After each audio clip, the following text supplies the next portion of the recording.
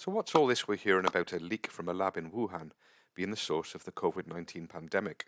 Should it be dismissed as a China-hating right-wing conspiracy theory, or is there something actually in it? Well, I assumed it was the former, until I saw a documentary on UK's Channel 4, a channel that could never be accused of being right-wing. This documentary reveals some astonishing facts that I'm going to summarise in this video in an easy-to-understand way. From the early stages of the pandemic, the story coming out of China was that the virus came from a wet market in Wuhan, where different animals were kept in close and unhygienic conditions, allowing the virus to jump the species barrier. But this documentary highlighted some flaws in this story. As early as January 2020, some top virologists were stating that the virus did not look natural and may have been engineered in a lab, though they later changed their mind for some reason. But a group of scientists and data analysts did not buy it and formed a team called Drastic to investigate. In February 2020, Xuzing Li of the Wuhan Institute of Virology found in their collection of bat viruses a virus whose genome was 96.2% similar to COVID-19.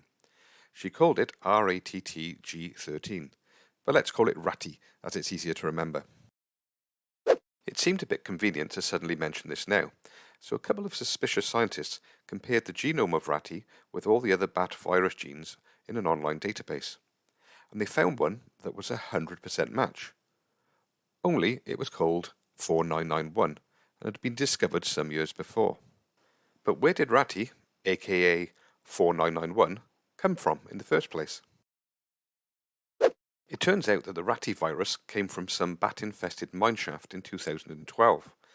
But what is really interesting is in June of that year, 6 miners exploring that mineshaft fell ill, and 3 of them died after suffering symptoms very similar to COVID-19 or the previous SARS coronavirus. But Xuzing Li said that the miners died of a fungal disease. Only according to some of the Drastic scientists, they probably didn't, as 3 of the miners died despite receiving antifungal drugs, and 1 that survived didn't get any antifungal drugs at all. And also, their records showed that they had antibodies to a SARS-like bat coronavirus. Now it gets really interesting, because in 2017, a paper from the Wuhan scientists showed that they were performing gain-of-function work on bat coronaviruses. In layman's terms, that means they're pulling bits off one virus and sticking it on another to make a sort of Frankenstein virus that is more deadly or more easily transmitted. The scientists deny that they were enhancing the virus. But how did the COVID virus become so easily transmitted between people when the earlier SARS virus, though more deadly, was pretty rubbish at being transmitted? And the virus in the mineshaft killed miners coming into direct contact with bats, but did not spread to the community and start a global pandemic.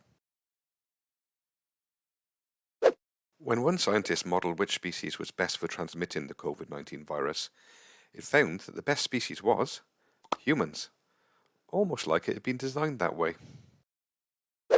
But how do you design a deadly virus that spreads best in humans? Well, you use humanized mice. Yes, you heard that right, humanized mice. You basically take a human gene and inject it into mice. Now you can test your enhanced virus on the humanized mice to see how well it spreads or kills them. And who was doing this? Well, according to this documentary, Xuzing Li learnt that skill in America. And after President Obama banned funding of this controversial research, it was outsourced to the Wuhan lab, where she now worked.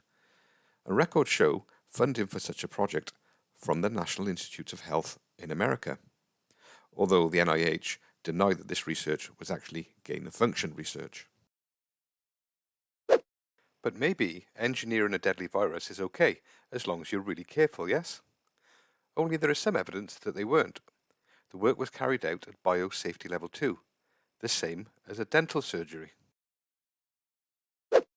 And in September 2019, just before the COVID story first broke, the Wuhan Institute of Virology's database was mysteriously taken offline.